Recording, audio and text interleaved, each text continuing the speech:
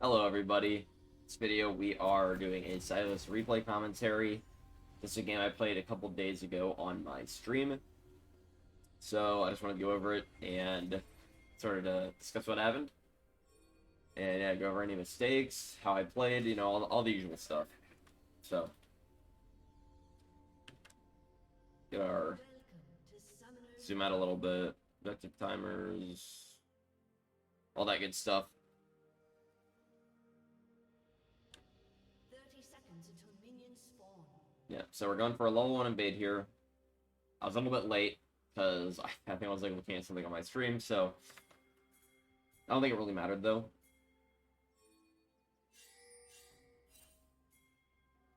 But I believe that we do actually see. You see, I haven't leveled an ability yet because if we are going for an invade or whatever, I'm gonna want my E if we actually fight. But if not, then I'll want to go for my Q instead. So here I level my E up, instantly go back in. Nice fast kill there. And now my goal this fight is just to sit on the edge of the fight, maybe try and bait the enemies, and just wait until my E is up and use that to go in. So, do get a lot of damage off. Unfortunately, I do end up dying to the Caitlyn. She had a lot of extra attack speed because lethal tempo is a thing. So, I did what I could. I got 5 assists that fight, which is pretty insane. And my Kayn starts out the game at 3-0. My Zeri starts out 2-1. Their Caitlyn starts out 3-1, but hopefully she won't be a huge deal. Yeah. In those sorts of fights, kind of just playing on the edge, waiting for my E to come back up, because that's pretty much the only time that I can actually do anything.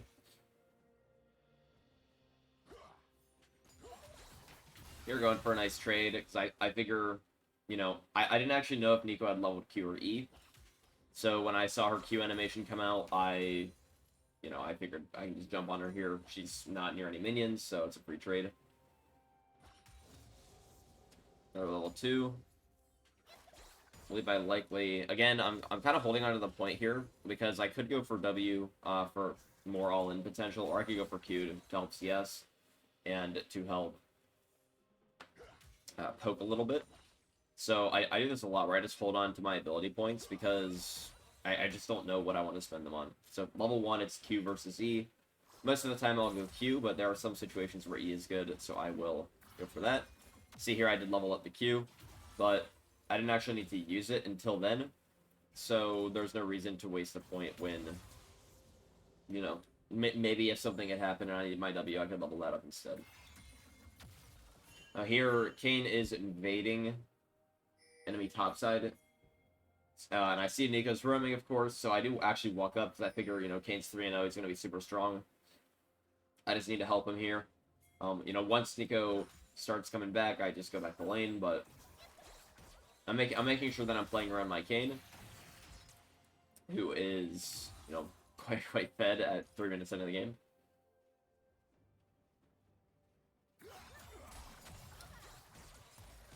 You take a bit of damage there. Neeko is a pretty annoying champion. I mainly just don't like her E, because it's a Morgana route that it goes through minions. It just punishes you for standing behind minions. And it has multiple targets, so. Here, I was not paying attention, so this was a free kill on the Neeko if I was actually looking at my screen. But I think I was looking bot lane here, so I backed off to look at bot lane, since they were getting dove. And Kayn came by, and, Kayn didn't really ping or anything, so that probably would have helped, but, yeah, I should have been paying more attention there. That was a free kill. But, again, I know Neeko doesn't ever flash from level 1, so I'm still going to try and go for something here, because she is 1 HP. Here, I actually land the key on the minion there. Or maybe it was her clone, I don't remember. But, yeah, I figured I'd throw the E out. If it hit her, then I could kill her. If not, then it's whatever. But, yeah, I didn't really expect the outcome where I'd just land on a minion and go under tower. So, unfortunately, I had to use the flash there. But she does walk up and I just kill her. Of course, in situations like this, it is obvious, like Echo's obviously going to be topside. because, you know, there's no way that Neeko would walk up if he wasn't there. But I know that I can kill him anyway, so I'm still not afraid. And here we just play around the Bard, just running away from the Echo at the same time that we're making sure that we are getting our W off on the Bard just for the extra healing. And we end up living. I do almost try and greed for something here, but I just back off. So, I have a kill. My Kayn, or my Nautilus got 2 kills there, which is not the best outcome, but it's still fine. Yeah, we're gonna go for the Lost Chapter here. Sometimes I've actually been liking Lost Chapter more recently, because normally I would build double Amp Tome and Dark Seal instead, and I do think that that is still a viable option if you don't care about mana, but into some ranged matchups where like farming with abilities is more important, like Neeko, I've been liking going Lost Chapter to see it gives them more guaranteed mana sustain. And, you know, Dark Seal's not guaranteed to get you that value. So, I'm not sure which one is better. I guess it just depends on personal preference. This game, a Dark Seal might have been good, just because, you know, it's kind of a bloodbath so far, but I wanted to make sure that I could, you know, keep my mana up in case I got poked down or anything. Here we reveal the Neeko. Kane's looking for a fight up there. He's collapsing on them, so I believe I try to help him here, but he just ends up flashing out. Do grab the Neeko ult, though, which is fun. It's a bit unfortunate, because now, you know, it's kind of telegraphed that I have a Neeko ult, but either way, I mean, Neeko ult is extremely strong. It has like a 130% AP ratio on the damage. Plus, it gives you a shield. It is, you know, it's completely broken. Yeah, we're kind of just going to play passive. I mean, Bard and Echo were just near our lane, so there's no reason to play super aggressive when they could just show up out of the middle of nowhere.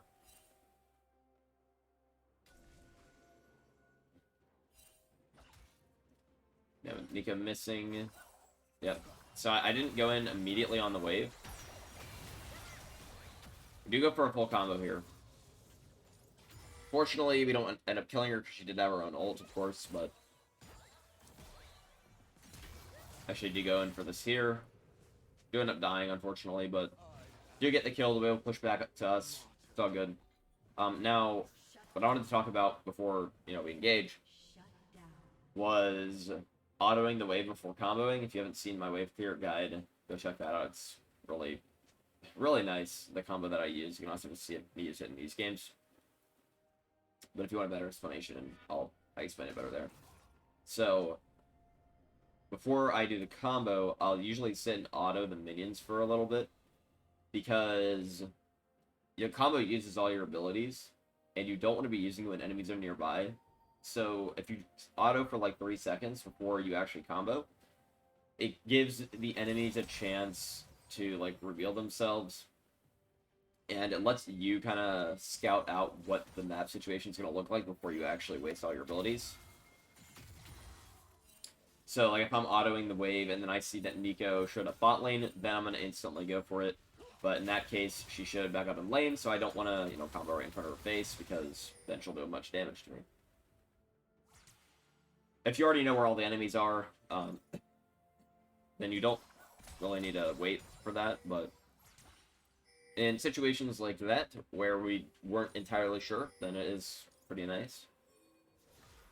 Now here, I tried to go and help my Kayn here. Really unfortunate. The Echo tries to... Yeah, the Echo tries to E, or R, sorry. The Echo ults my E.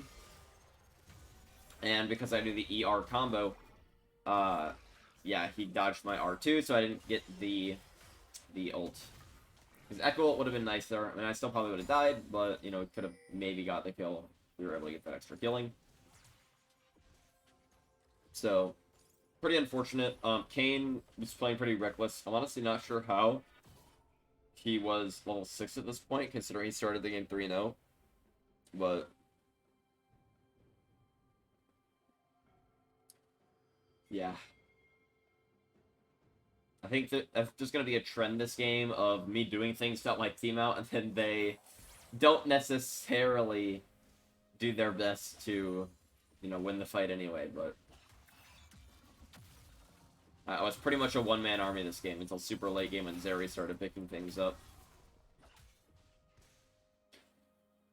Also, I guess I should bring this up now, because it's just gonna pop up later.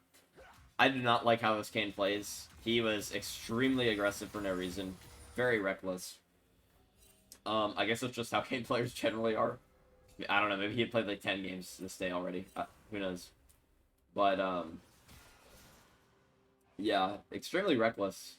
And kind of lost us the game a couple times. Kind of almost lost us the game a couple times. It was really just annoying to play with him. And I played a game with him later that day, too. And he did the exact same thing, except we lost, so I was a little bit more sad.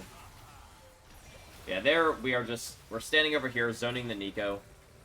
You know, she actually did a lot of damage to our team, so us, you know, standing here, if she walks through here, then we just engage on her. You know, again, Sylas is not the greatest at taking objectives, so most of the time, unless your team really needs you, you're going to want to, try and zone the enemies off, because that's what you're best at doing. So there I was just sitting in the bush, zoning the Neeko off. You know, if she had an easier time engaging on my team, then could have been a really bad fight. And also, the thing is, when I'm standing right here, I can just E over this wall and instantly join the fight. Neeko's over here. She doesn't have the ability to scale walls, so she has to walk all the way this way, and she can't do that until I leave. So as soon as I leave and I E over this wall, then she has to walk all the way around. And this is the case with a lot of champions like that. Now, someone like Echo, it's a lot harder to zone Echo because, you know, he can just jump into the pit whenever he wants to. But the idea is that you want to make them panic, you want to make them distracted, so it's harder to steal the objective. Even if you can't really prevent them from getting into the pit. And we're going top here because, you know, we see the Rift Herald's out, they're pushing up really far.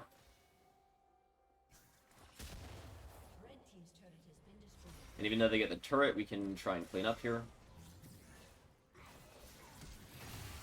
See the Aatrox is low, so I go for killing him over the Echo. But we are about to dive this Echo anyway, because again, this Kane, like I would not have done this Echo, especially because this ult came up like in the middle of this.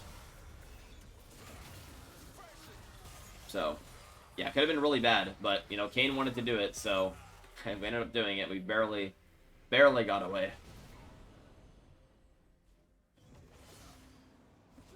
Throw out the Ignite on him there too, just to make sure that his ult healing was reduced. But it would have been pretty bad if he ended up healing like 800 health from his ult. Even though it's a rank 1 ult, so probably wouldn't have happened, but want to shut that down anyway. Kane ends up dying to my mid laner. Okay, I did not see how this happened in the actual game, so I'm gonna go back and just watch. Because I want to see what he did here.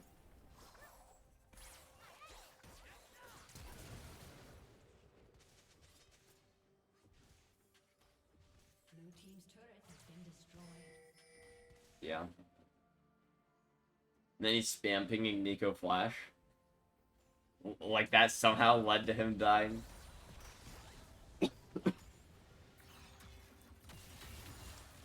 Here, we actually comboed the clone there, because, I mean, obviously it's the clone, but we get, you know, we get 50 gold from first strike out of it, so why not? Pretty nice.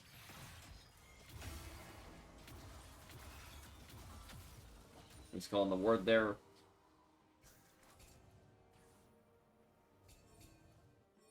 But yeah, on it, that brings me something that I've discussed in other videos, playing us like Tryndamere and stuff, is being able to farm first strike gold is really strong. So champions like Tryndamere, even though they're miserable to lane against, he has no way of actually breaking your first strike without getting into melee range. Which means that you can always proc your first strike before he can do anything. And so you can just farm up tons of gold. Now here, I think I engaged a bit late. I needed to go in a bit sooner with the Neeko ult. Probably could have hit more of them. But Yeah, I kind of was baited by my team. Now, this might be a bit of a worse tip in lower elo, but honestly, one thing that I kind of think is that even if something is worse in lower elo, or whatever elo you guys might be in, whether it's like silver, gold, platinum, bronze, whatever, it's like if it works in higher elo, you should be doing it in whatever elo you're playing in, even if it's worse for that elo, because you'll build the habit of playing correctly. So that, you know, if you do play like a higher elo player, then you'll obviously climb. But if you play for like these like short-term strategies where you're purposely playing it incorrectly or suboptimally, I should probably say, because, you know, it's better in your elo, then as soon as you get out and you get higher, then it's not going to be as effective. So I don't know. That's something that I've thought about. I don't necessarily know if that's completely true, but I just think that employing high elo strategies, even if you're low elo and that might be somewhat suboptimal because you're relying on your team more, is going to be, you know, the better option in the long run. And here we're just making sure we avoid the Echo. We want to join this fight, but we are low health, so can't go in too hard. We end up getting hit by this here. It's unfortunate because now we're 1 HP. Now, I obviously can't join this fight. I mean, I'm 300 HP. I'm going to instantly die. So, I'm going back here. I wanted to Echo ult back. Unfortunately, we won't actually get much healing because, you know, we don't have the fountain. We don't have, like, the home guard bonus yet, so we don't really get anywhere close to full health, but it's better than it was before. And we do go in here, get the kill on the Neeko. Pretty nice. We're playing a bit aggressive since, you know, Aatrox is pretty low. And here I am trolling because I don't E out of the W. Because I thought I could walk out, maybe bait them, save my E, and yeah, I just ended up dying because I did not walk out of it in time. And I easily could have E'd out and lived, but yeah, just trolling. So that was a really bad death. And yeah, we're gonna have a lot of deaths this game because we're just gonna be fighting a lot. And again, I think I was going somewhere with my last point, with the high elo strategy stuff, but basically, in higher elos, you want to play with your team more because you can rely on them more. In this case, maybe that was not the correct play because, especially with this Kayn, they were completely unreliable. My Zeri didn't really do anything until 4 items, even when I kind of set them up really well. So, yeah. For a nice non-committal trade there, but, you know, of course, since we only use the Everfrost, we can't just back off afterwards. This guy I want to talk about with the Kayn, like, why is he going in here? I think he does end up being fine, but it's just completely unnecessary. And yeah, so I'm used to relying on my team more, and I'm used to playing for my team because that is sort of the optimal strategy as a mid laner in higher elo. You know, you want to rely on your ADC and jungler, which this game was maybe not the best play, but yeah. That's why I like playing Sylas as more of a support, even though I do go full damage with the, the First Strike, Sorcerer's Shoes, Shadow Flame build. But you're playing him for the utility, which means you're playing him for the Everfrost crowd control, which is why I really don't like when people don't go Everfrost, because you're putting yourself at a huge disadvantage in terms of your utility. And I know, you know, some people have played with Everfrost in, like, really high elo, of course, but, you know, at this level, you really just want to have as much utility as possible to support your team.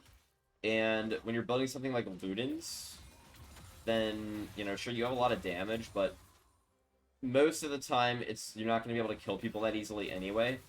And so I think it's actually easier to kill people with Everfrost, because, I mean, if you look at Sylas' base damages and his AP ratios, he has a 400% AP ratio, between all of his abilities plus 4 auto attacks. So, you know, his basic abilities plus 4 autos, that's 400% AP ratio, not including base damage. You don't need extra Ludens damage to kill them. Like, you see, I can one-shot people, even after, like, the durability update. I'm one-shotting people.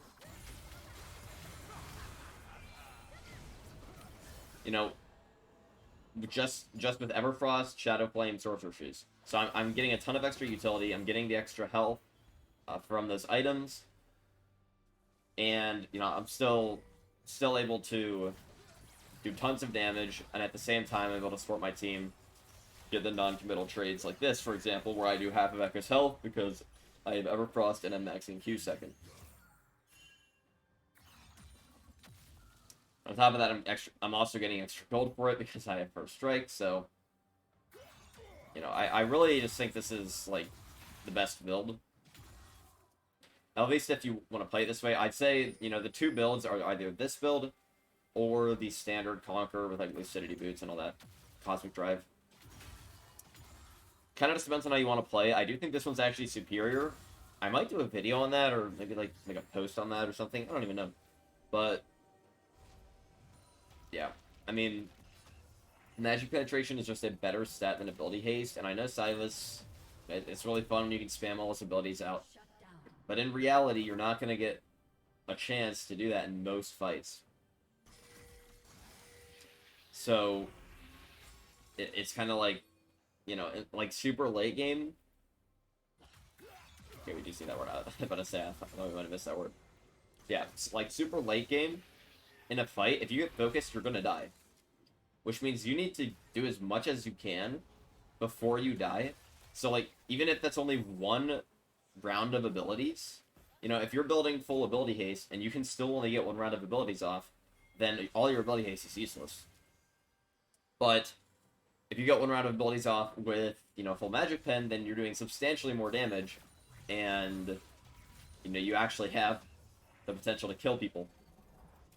Building Sylas the other way, you have more sustain in fights, because, you know, you have the Conqueror, you have lower cooldowns, but you're also making it so, like, if you do get focused and you die, then you're just completely worthless, because your one combo that you're getting off is not going to kill anyone. So that's why I like this build a lot more. It's just way more consistent, because you can, at minimum, unless you get, like, one-shot CC'd when you, like, face check a bush, you're going to get minimum at least one combo off in pretty much every fight.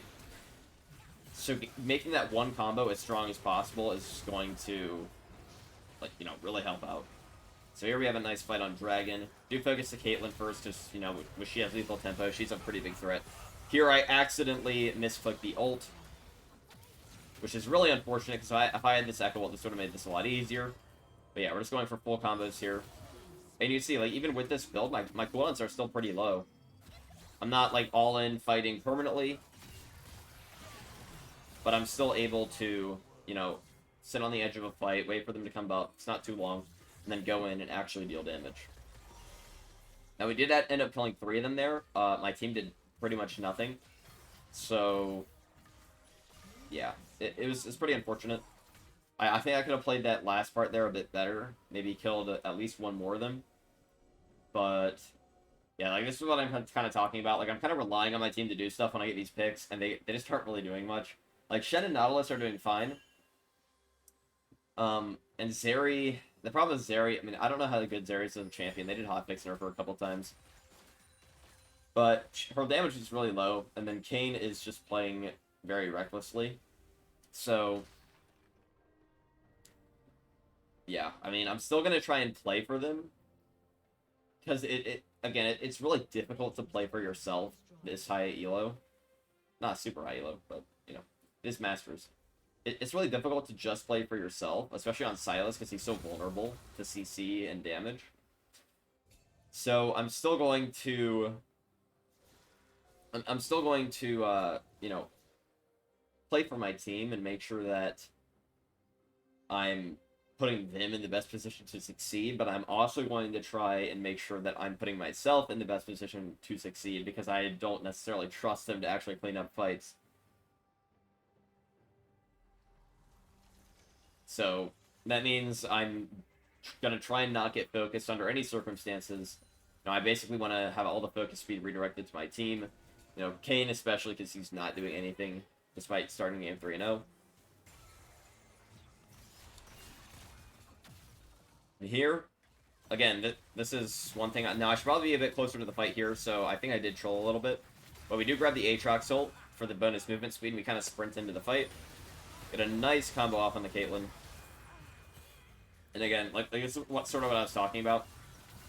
I'm letting my team kind of do the work. Like, I'm still playing for my team here. Like, I'm peeling for my Zeri, making sure she doesn't get killed by the Aatrox. But I'm also, not jumping into the fight immediately, not, getting focused down.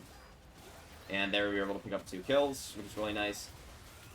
And this is ideally how you'd be able to play Sylas in general, but in reality, it's usually better to make some sacrifices for your team. It really just depends on the situation. Now here, Kane decides to run down Echo for some reason, so I have to jump over and get the Baron. In a normal situation with a normal player, I would be the one that goes and deals with Echo because I can.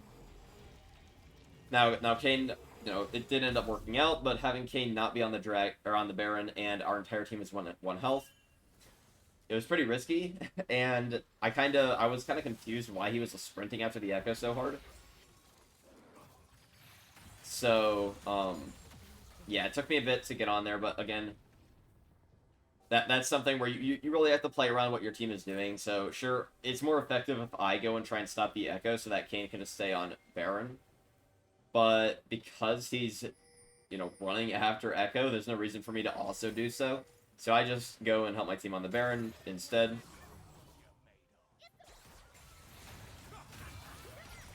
So here we get our Q off right before the Neeko ult pops, which means she gets hit by the Q2 plus the Neeko at the same time, just like 220% AP ratio or some garbage.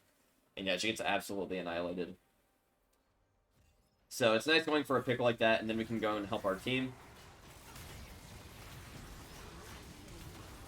Try to get flash on the Caitlyn here, because I thought I'd do a bit more damage, but I was exhausted. We barely end up getting the... W off there. The Caitlyn thinks that we're dead, so she kind of walks away. And we actually end up living. Again, it's kind of like a soft engage from me. As soon as I did engage, their Caitlyn did focus me. But I'm not really the first to go in the fight. They were already fighting before, and I'm just helping on my team. Not putting myself in too much danger. Yeah, just grabbing some camps. I don't really care if Kane wants them.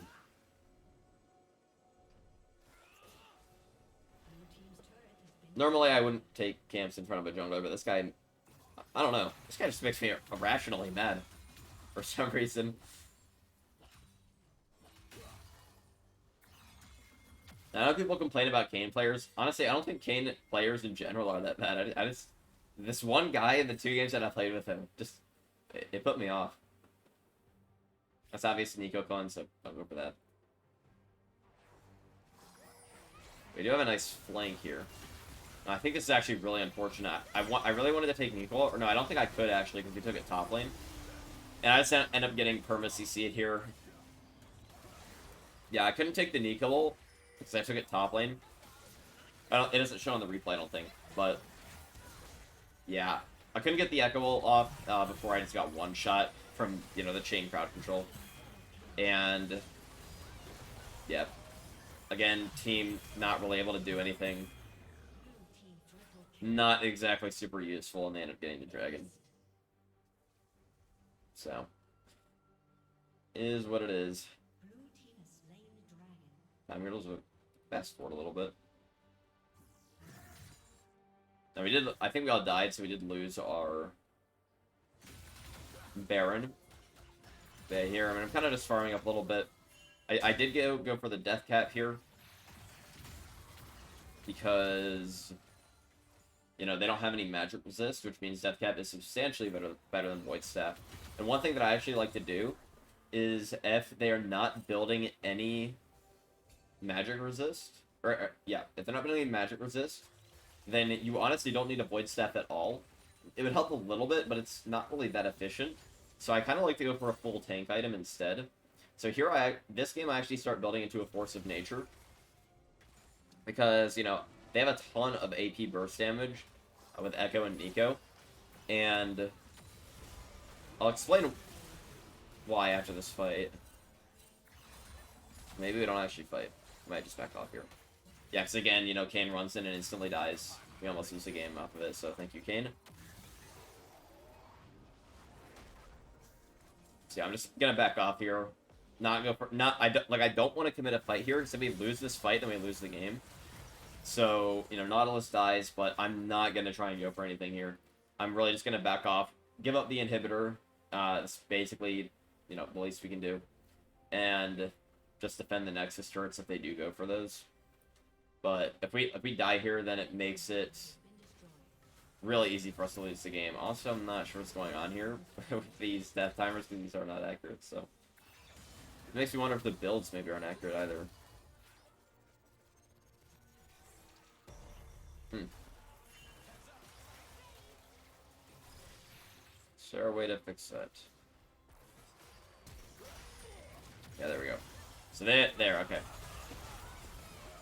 Oh no, I wasn't paying attention, but yeah, you guys saw I flashed on the Echo there. Again, I am going in super hard because I know that I have a ton of resistances. Because I did get the Negatron cloak. It wasn't showing up earlier, but you know, we fixed it. Fortunately here, I do walk into both their AD and end up dying. But yeah, I mean, I wanted to survive the AP burst damage. Go for the Negatron cloak because they're still not building any magic resist. Like, none of them have it except for Bard. Which means that I'm doing almost true damage anyway. I don't even need to build a Void Staff. And so I'm able to go for this full tank, which will allow me to survive a lot longer in fights. And the reason that I'm going for Force of Nature instead of Spirit Visage, because I know most people would think of Spirit Visage first for the healing. But I find that the healing is not actually that important. And Force of Nature gives 30 more magic resist. I believe it's like 25 or 30, which is absolutely insane. On top of the fact it gives movement speed too. I think it gives less health, but I'm not really in the market for health. You know, I already have Everfrost and Shadow Flame. So, especially against Echo's magic penetration, because he has a Void Staff, he has Hextech Rocket Belt, he has Sorcerer Shoes. So, he's not full quad pen, he doesn't have a Shadow Flame, but he has a lot of magic penetration. And if I go for a Spirit Visage, you know, it's going to give me a decent amount of magic resist, but I'm still going to take a lot of damage. And so, a Force of Nature... Force of Nature gives way more magic resist. It's really just... It's going to help out a lot more. Here, I actually did not see that they were coming for me here. I really did not expect them to be up this far, so I really trolled this. But at the same time, we actually get a nice fight off here. We W the Neeko first, so you're under Spell Shield, then we take her ult. Shen gets a nice ult off. We go back in. Unfortunately, we do end up dying to their AD damage. But again, like, just look at how long we survived just with that Negatron cloak. And then our team, thankfully, ends up doing something for once. Our Zeri's like 4 items, so I'd hope so. And yeah, I mean, we killed one of them. We got 2 of them for 1 HP. My 4-item Zeri is able to clean up the fight, which is really nice. You know, that was a bad situation. I shouldn't have put myself there. I didn't actually expect for them to all walk around here. I mean, I really don't know. Because I guess we got Baron, and while we were at Baron, they must have been down here somewhere, and then they saw me pushing. But, you know, made the most out of the bad situation. Shen had a nice ult there to help me out, too. And yeah, the important part was that we got our W off on the Neeko because, you know, we were full health, we didn't need the healing, so we used it to break the spell shield, and then we were able to grab her ult after the spell shield was gone and used that, which helped stall a little bit, did a ton of damage. And yeah, now we have our full Force of Nature, so we have 174 magic resist, 182 armor.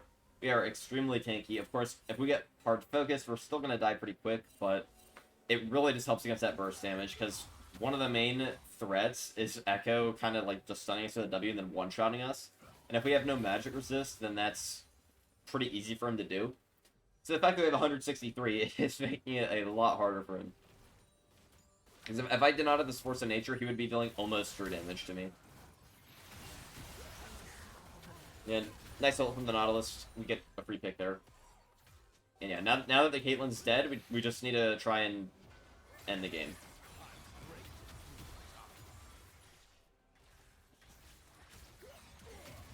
And Aatrox died too.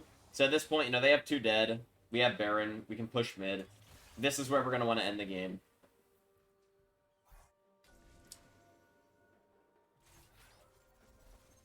We do have the Echo ult to help us out. Well, I did miss the E there, a bit unfortunate, but... And the Everfrost because she's Anya'd. And honestly, we didn't really do much that fight, but considering how much we did earlier in the game, I'd say we didn't really need to. Our team should have been able to do that for us. And again, we did have Hextech still, so it made it a lot easier. Here I tried to go for this Caitlyn. I actually... Oh, I didn't actually realize in game. I ended up dying because I messed up my auto W combo. I have a combo guide out, by the way. It's really important. And I actually talked about how it's easy to mess up. But yeah, I died there because it took me slightly too long to get those autos off. And, yeah, pretty unfortunate. But, in the end, it doesn't matter. I mean, they have no defenders, not like Caitlyn's dead, so... Pretty easy win there. Let's go back here.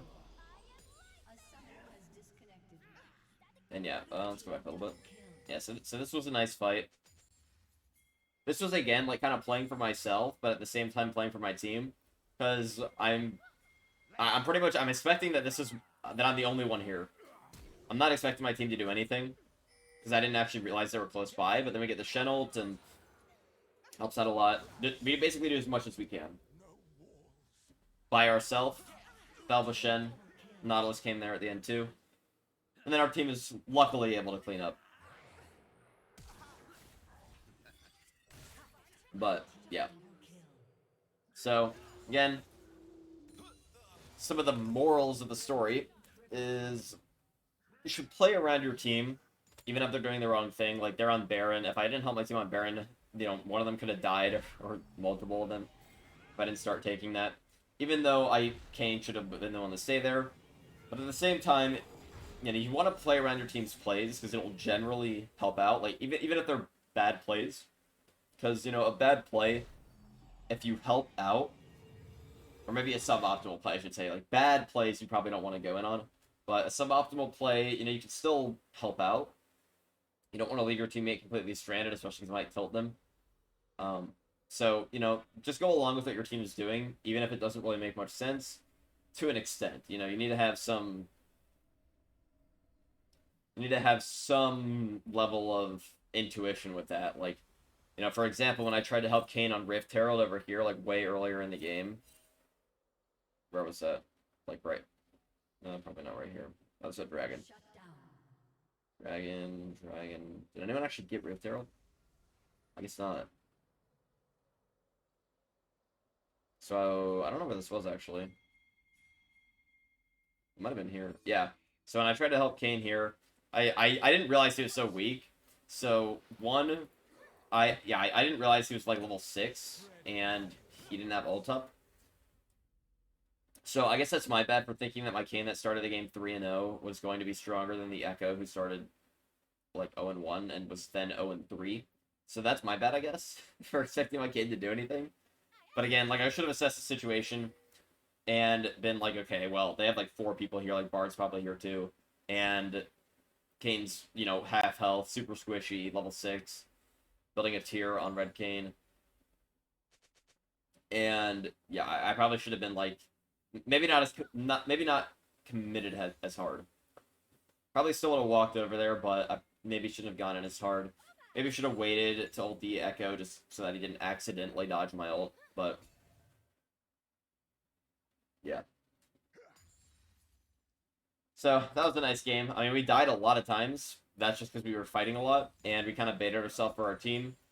But at the same time, you know, they ended up pulling their weight eventually, so... It was all good in the end. And, yeah, I mean, if you like this content, if you want to see more, please consider liking, subscribing, leaving any comments. It'd be greatly appreciated. And yeah, if you guys enjoyed, thanks for watching.